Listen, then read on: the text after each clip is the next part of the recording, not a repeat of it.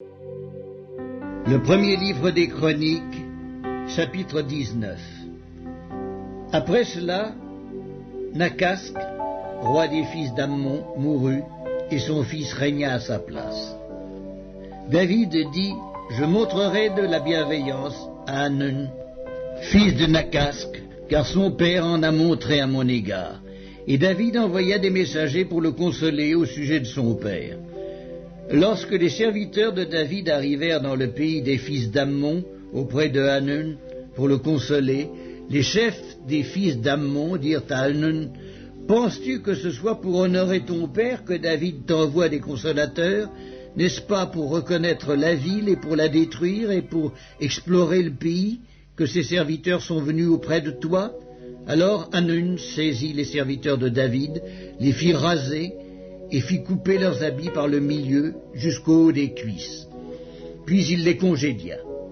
David, que l'on vint informer de ce qui était arrivé à ces hommes, envoya des gens à leur rencontre car ils étaient dans une grande confusion. Et le roi leur fit dire, « Restez à Jéricho jusqu'à ce que votre barbe ait repoussé, et revenez ensuite. » Les fils d'Ammon virent qu'ils s'étaient rendus odieux à David, et Hanun et les fils d'Ammon envoyèrent 1000 talents d'argent pour prendre à leur solde des chars et des cavaliers chez les Syriens de Mésopotamie et chez les Syriens de Maaka et de Tsoba. Ils prirent à leur solde 32 000 chars et le roi de Maaka avec son peuple, lesquels vinrent camper devant Médéba. Les fils d'Ammon se rassemblèrent de leur ville et marchèrent au combat. À cette nouvelle, David envoya contre eux Joab et toute l'armée, les hommes vaillants. Les fils d'Ammon sortirent et se rangèrent en bataille à l'entrée de la ville. Les rois qui étaient venus prirent position séparément dans la campagne. Joab vit qu'il avait à combattre par devant et par derrière. Il choisit alors sur toute l'élite d'Israël un corps qu'il opposa aux Syriens.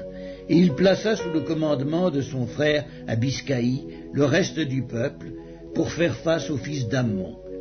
Il dit, « Si les Syriens sont plus forts que moi, tu viendras à mon secours, et si les fils d'Ammon sont plus forts que toi, j'irai à ton secours. Sois ferme et montrons du courage pour notre peuple et pour les villes de notre Dieu, et que l'Éternel fasse ce qui lui semblera bon. » Joab, avec son peuple, s'avança pour attaquer les Syriens, et ils s'enfuirent devant lui. Et quand les fils d'Ammon virent que les Syriens avaient pris la fuite, ils s'enfuirent aussi devant Abiscaï, frère de Joab, et rentrèrent dans la ville, et Joab revint à Jérusalem. Les Syriens, voyant qu'ils avaient été battus par Israël, envoyèrent chercher les Syriens qui étaient de l'autre côté du fleuve. Et Scophak, chef de l'armée d'Adarézer, était à leur tête. On l'annonça à David, qui assembla tout Israël, passa le Jourdain, marcha contre eux, et se prépara à les attaquer. David se rangea en bataille contre les Syriens. Mais les Syriens, après s'être battus avec lui, s'enfuirent devant Israël. David leur tua les troupes de 7000 chars et 40 000 hommes de pied, et il fit mourir Scophak, chef de l'armée.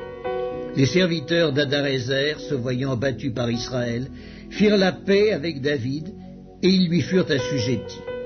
Et les Syriens ne voulurent plus secourir les fils d'Ammon.